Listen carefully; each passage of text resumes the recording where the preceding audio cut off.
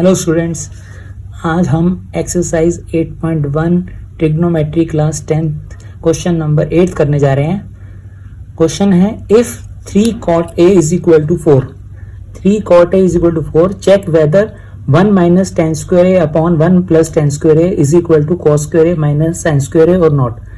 आपको दिया हुआ 3 cot A is equal to 4, हमें ये चेक कर रहे हैं कि क्या 1 minus tan square A upon 1 plus tan square A is equal to cos square A minus sine square, मतलब ये दोनों left hand side right hand side क्या आपस में इक्वल हैं। तो सबसे पहले स्टूडेंट्स आप क्या काम करते हैं, सबसे पहले हम काम करते हैं कि एक राइट एंगल ट्रायंगल ड्रॉ करते हैं। और इसमें क्योंकि एंगल जो है यहाँ पर ए बोला गया है, तो आप ए को एक्यूट एंगल लेंगे, चाहे तो आप यहाँ लीजिए चाहे ऊपर लीजिए। यहाँ पर आपको ए नहीं लेना, तो हमने ए यहाँ ले लिया, बी यहाँ ले लिया और सी ऊपर ले लिया। तो अब हमने क्या लिखा, 3 cot A is equal to 4।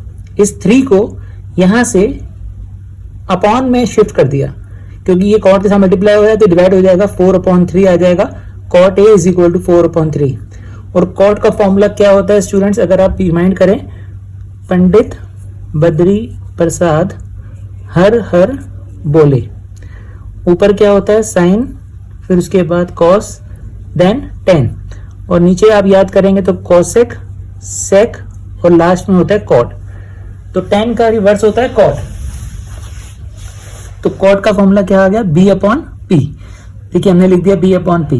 Base क्या होता है, side adjacent to angle A। इस एंगल A के एडजेसेंट साइड जो है वो बेस होगी, और side opposite to angle A वो परपेंडिकुलर होगा। अब देखिए A कहां पर है, ये रहा। A के ऑपोजिट साइड कौन सी है, बिल्कुल A के ऑपोजिट साइड है BC। तो BC की वैल्यू जो है हमारी बन गई परपेंडिकुलर, BC आ गया परपेंडिकुलर। और साइड एडजेसेंट, ये एडजेसेंट साइड है, इसको नहीं बोलेंगे क्योंकि ये हाइपोटेन्यूज है, लॉन्गेस्ट साइड। ये आ गया आपका साइड एडजेसेंट, बिल्कुल साथ वाली साइड जो है एंगल ए के, ये हो गया बेस। अब देखिए बेस की वैल्यू सामने 4 है, यहाँ पर हमने 4 लिख दिया, और परपेंडिकुलर 3 है, यहाँ पर 3 लिख दिया। सबसे पहले ये काम करने के बाद आपने मिसिंग साइड फाइंड करनी है, यानी कि AC फाइंड करना है। तो हमने क्या लिखा, in right angle triangle ABC h square is equal to p square plus b square. ये क्या होता है, h square is equal to p square plus b square, ये है पाइथागोरस थ्योरम। तो अब इनमें से वैल्यूज हमें चूज करके लगानी है। h तो देखिए फाइंड करना है हमें AC। उसके बाद परपेंडिकुलर जो है वो 3 था, परपेंडिकुलर हमने 3 डाल दिया, और बेस जो है 4 है। 3 का स्क्वायर 9, 4 का स्क्वायर 16, 9 प्लस 16 आता है 25। यहां से स्क्वायर रिमूव करेंगे तो यहाँ स्क्वायर रूट हो जाएगा, h is equal to square root 25। 25 का स्क्वायर रूट क्या होता है 5। तो h की वैल्यू यानी मिसिंग साइड जो थी वो हमारे पास आ गई 5। तो यहां पर हम लिख देंगे 5, h निकल गया 5। तो अब देखिए जो हमें क्वेश्चन में प्रूव करना है उसके अंदर कौन कौन सी ट्रिग्नोमेट्रिक रेशियो की जरूरत है। tan चाहिए, साइन और कॉस, tan साइन कॉस, ये 3 वैल्यूज हमें फाइंड करनी है। तो अब हम पहले यहाँ पर लिख लेते हैं, हमारे पास जो परपेंडिकुलर है वो है 3, बेस जो है वो 4 है, और हाइपोटेन्यूज 5 है। यहाँ फिगर से हमने नोट डाउन कर लिया, परपेंडिकुलर 3, बेस है 4 और हाइपोटेन्यूज है 5। अब इनकी वैल्यूज हमें निकालने में हेल्प मिलेगी। यहाँ पर हमने tan A की वैल्यू पहले निकाली। tan का फॉर्मूला होता है P/B। परपेंडिकुलर है अपना 3, बेस है 4, बेस 4, यानी कि tan A की वैल्यू आ गई 3/4। कॉस का फॉर्मूला होता है B/H, base upon hypotenuse. Base है 4 और हाइपोटेन्यूज है 5। साइन का फॉर्मूला होता है P/H, perpendicular upon hypotenuse. Perpendicular कितना है 3 और हाइपोटेन्यूज कितना है 5। तो साइन A की वैल्यू आ गई 3/5। ये वैल्यूज आने के बाद अब हमने क्वेश्चन में जो फाइंड आउट करना था हमने पहले उसको नोट डाउन किया। 1 minus tan square A upon 1 plus tan square A is equal to cos square A minus sine square A। अब हमें इनकी वैल्यूज पुट करनी है, जो वैल्यूज हमने अभी निकाली हैं वो वैल्यूज पुट करनी है। तो देखिए tan A की वैल्यू आई थी 3/4। तो यहाँ लिखा हमने 1 माइनस tan A, tan की जगह 3/4। अब क्योंकि tan के ऊपर स्क्वायर है तो यहाँ स्क्वायर लगाना है, upon 1 plus tan square A।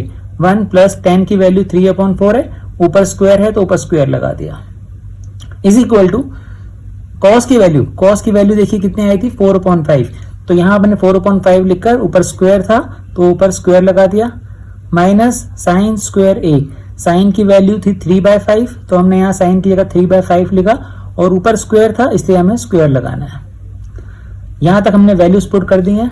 अब इसके बाद आगे स्क्वायर ओपन करेंगे, तो स्क्वायर ओपन करने के बाद 1 माइनस 3/4 का स्क्वायर था, 3 का स्क्वायर 9 और 4 का स्क्वायर 16, सेम नीचे 1 प्लस 3/4 का स्क्वायर था, तो 3 का स्क्वायर 9, 4 का स्क्वायर 16 इज इक्वल टू आपके पास था 4/5 का स्क्वायर, तो 4/5 का स्क्वायर मतलब 16/25 माइनस उसके बाद 3/5 का स्क्वायर था, तो 3 का स्क्वायर होता है 9, 5 का स्क्वायर 25। अच्छा, अब आगे सॉल्व करते हैं। यहां पर हमें पहले इनका एलसीएम लेना होगा। 1 और 16 का एलसीएम आया 16 और फिर ऊपर आ गया 1 into 16 16 minus 9 into 1 9, 16 minus 9। Same नीचे भी एलसीएम लेके हमने किया 16, 1 इंटू 16 16 प्लस 9 इंटू 1 9। यहां पर दोनों बेसिस सेम है 25, तो एलसीएम 25 ही आएगा। ऊपर के नंबर भी एज इट इज 16 माइनस 9। अब इसके बाद हमें 16 में से यहाँ 9 माइनस करना है, तो 16 माइनस 9 कितना होता है 7, 16 एज इट इज। और उसके बाद 16 प्लस 9 है, 16 प्लस 9 वो होता है 25, 25/16। और यहाँ राइट हैंड साइड पे 16 माइनस 9 7, 7/25। अब देखिए फ्रैक्शन के नीचे फिर फ्रैक्शन आ गया, तो आपने इस फ्रैक्शन को ऊपर शिफ्ट करना है, बट इसका रेसिप्रोकल हो जाएगा 7/16 इंटू 16/25। ये 25/16 था, ये मल्टीप्लाई की फॉर्म में आ गया और रेसिप्रोकल हो गया इसका 25/16 से आ गया 16/25। राइट हैंड साइड हम सॉल्व कर चुके हैं, 7/25 ही रहेगा, आगे फर्दर हमें कुछ नहीं करना। 16 से 16 कैंसिल हो गया, 7/25 लेफ्ट हैंड साइड में और राइट हैंड साइड का भी आंसर 7/25। तो answer left hand side is equal to right hand side, यही प्रूव करना था। आई होप आपको समझ आ गया होगा। अब हम करते हैं क्वेश्चन नंबर 9। क्वेश्चन नंबर 9 में क्या लिखा है, in triangle ABC right angle at B, right angle B पर है। If tan A is equal to 1/√3 find the value of, दो पार्ट्स हैं इसके, first part sin A cos C plus cos A sin C, second part is cos A cos C minus sin A sin C। तो सबसे पहला काम क्या करते हैं हम, राइट एंगल ट्रायंगल ड्रॉ करते हैं। और क्वेश्चन में हमें दिया हुआ है कि राइट एंगल बी पर है, तो हमें राइट एंगल बी पे बना दिया हमने, और बाकी दोनों ए और सी में आपके पास ऑप्शन है, कहीं भी कुछ भी ले सकते हैं। अब इसके बाद हमने लिखा tan A is equal to 1/√3, ये कहां से आया, क्वेश्चन में गिवन था। तो tan A 1/√3 और tan का फॉर्मूला आपको पता होना चाहिए, क्या होता है, परपेंडिकुलर अपॉन बेस। परपेंडिकुलर क्या होता है, परपेंडिकुलर होता है side opposite to angle A। ये जो एंगल A यहाँ लिखा हुआ है उसके ऑपोजिट साइड जो होती है वो परपेंडिकुलर होती है। और बेस क्या होता है, side adjacent to angle A, जो सा एंगल रेशो के साथ दिया हुआ है उसकी एडजेसेंट साइड जो है वो बेस होती है। तो इस ट्रायंगल में हम पहले वैल्यूज पुट कर देते हैं। तो देखिए A के ऑपोजिट साइड परपेंडिकुलर है, ये A है, A के ऑपोजिट साइड है BC, तो ये आ गया हमारी 1। परपेंडिकुलर सामने क्या लिखा है 1। बेस होता है साइड एडजेसेंट, ये बेस जो है side adjacent to angle A, angle A के एडजेसेंट साइड है। और वो हमने √3 क्यों लिखा, क्योंकि यहाँ बेस के सामने क्या लिखा है √3। तो ये दो वैल्यूज हमारे पास हैं, 1 है और √3। अब सबसे पहला काम जो हमने करना है इसके बाद वो है मिसिंग साइड फाइंड करना। तो मिसिंग साइड फाइंड करने के लिए हम यूज किसका करेंगे, पाइथागोरस थ्योरम का। तो using Pythagoras theorem h² is equal to p² plus b²। h मालूम नहीं है, परपेंडिकुलर दिया हुआ है 1 और बेस दिया हुआ है √3। स्क्वायर ऑफ 1 इज 1 एंड √3 का स्क्वायर, ये ध्यान रखिए √3 इंटू √3, √3 इंटू √3 आप मल्टीप्लाई करेंगे तो 9 आ जाएगा, और 9 का स्क्वायर रूट होता है 3, तो आप डायरेक्ट √3 का स्क्वायर 3 भी लिख सकते हैं। तो 1 + 3 इज 4, यहां से स्क्वायर रिमूव किया तो यहां पर क्या आ जाएगा स्क्वायर रूट, और 4 का स्क्वायर रूट क्या होता है 2। तो यानी कि थर्ड साइड भी हमारे पास फाइंड कर ली हमने, वो 2 आ गई। अब देखिए यहां पर हमने 2 लिख दिया, तीनों साइड्स आ चुकी हैं। हम यहां नोट कर लेते हैं, परपेंडिकुलर है 1, बेस है √3 और हाइपोटेन्यूज है 2। अब जिस चीज की रिक्वायरमेंट है हम उसमें यहां से देख के पुट करते रहेंगे। अब सबसे पहले देखिए आपको क्या चाहिए, साइन। देखिए यहां पर हमारे पास जो प्रूव करना है उसके अंदर साइन A है और साइन C है।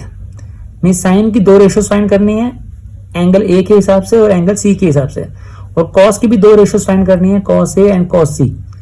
तो पहले हम ये कर लेंगे फाइंड, उसके बाद इसमें वैल्यूज पुट कर देते हैं। तो चलिए पहले हम करते हैं साइन ए फाइंड करते हैं, साइन ए और cos A. Sine A formula क्या होता है, P upon H, perpendicular upon hypotenuse.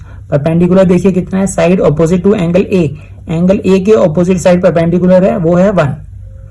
Hypotenuse होती है लॉन्गर साइड, लॉन्गेस्ट साइड कितनी है, लॉन्गेस्ट साइड इज 2, तो साइन ए की वैल्यू आ गई 1/2।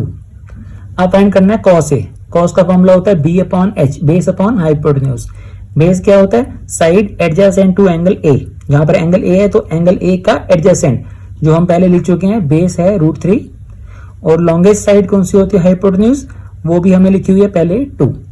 ये तीनों रेशियोज जो थी वो ए के हिसाब से हमने कैलकुलेट की थी, एंगल ए के हिसाब से। तो ये हमारा साइन ए और कॉस ए फाइंड कर लिया। अब देखिए हमें फाइंड करना है sine C and cos C. Sine C और कॉस सी निकालने के लिए पहले हम सी के हिसाब से परपेंडिकुलर, बेस और हाइपोटेन्यूज फाइंड कर लेते हैं। हाइपोटेन्यूज तो देखिए सेम रहेगा, हाइपोटेन्यूज चेंज नहीं होता, हाइपोटेन्यूज आ गया 2। अब बात है परपेंडिकुलर और बेस की। परपेंडिकुलर क्या होता है, side opposite to angle C. Sine C का फॉर्मूला यहीं से देख लेते हैं, साइन सी का formula P upon H.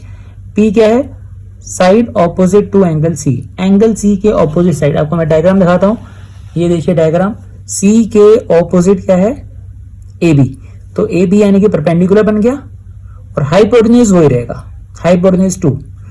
Angle C के ऑपोजिट साइड जो है वो बनेगी पी, एडजेसेंट बनेगी बी, तो P है √3, बेस है 1, परपेंडिकुलर √3 हम यहां लिख देते हैं, परपेंडिकुलर √3 और बेस हो गया 1। हाइपोटेन्यूज अनचेंज रहता है क्योंकि हाइपोटेन्यूज लॉन्गेस्ट साइड रहती है, लॉन्गेस्ट साइड चेंज नहीं हो सकती, डिफरेंस आता है परपेंडिकुलर और बेस में। अब हम यहां पर साइन सी की वैल्यू फाइंड कर रहे थे, परपेंडिकुलर आ गया √3 और हाइपोटेन्यूज आ गया 2। देन कॉस सी भी फाइंड कर लेते हैं। कॉस सी का formula base upon hypotenuse, base हम यहाँ लिख चुके हैं, ये जो हमने लिखे हैं पी, बी और एच, ये सी के हिसाब से लिखे हैं, तो हमारा बेस क्या होगा 1, बेस आ गया 1, और हाइपोटेन्यूज कितना है 2, हाइपोटेन्यूज इज 2।